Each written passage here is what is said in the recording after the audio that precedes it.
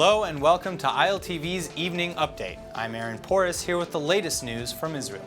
In the aftermath of an Israeli policeman dying in an apparent car ramming attack during the demolition of a Bedouin village, Gilad Erdan, Israel's public security minister, requested today that a formal investigation be opened against 3 Arab Israeli lawmakers for inciting the violence that led up to yesterday's clashes. Erdan pointed fingers at Joint Arab List MKs Ayman Odeh, Jamal Zahalka, and Hanin Zoabi. The 3 Knesset members returned accusations against Erdan, calling him, quote, a pathological liar. But the public security minister provided in his investigation request to Attorney General Avichai Mandelblit a video that he alleges is evidence of his claims.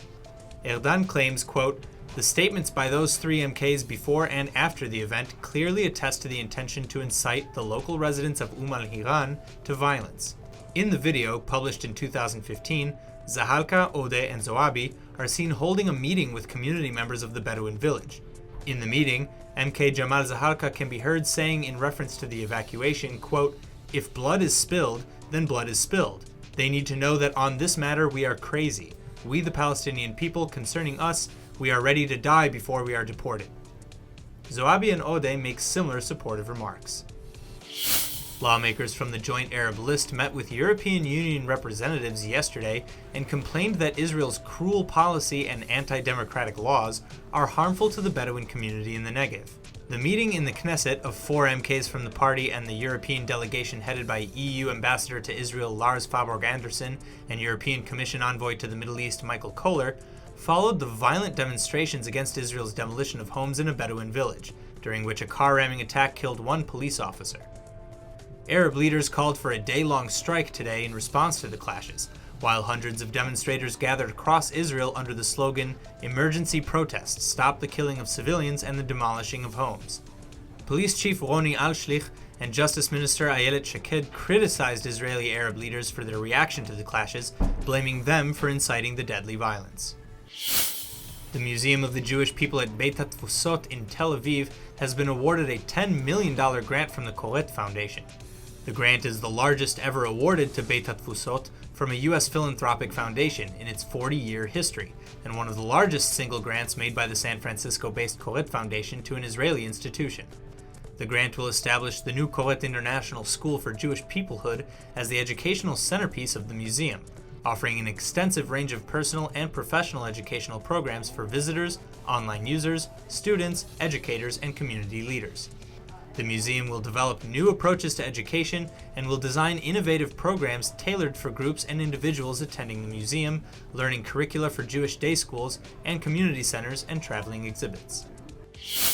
Mexican Jews have initiated a 24-hour emergency hotline for those seeking support in cases of attempted suicide, domestic violence, and other emergencies.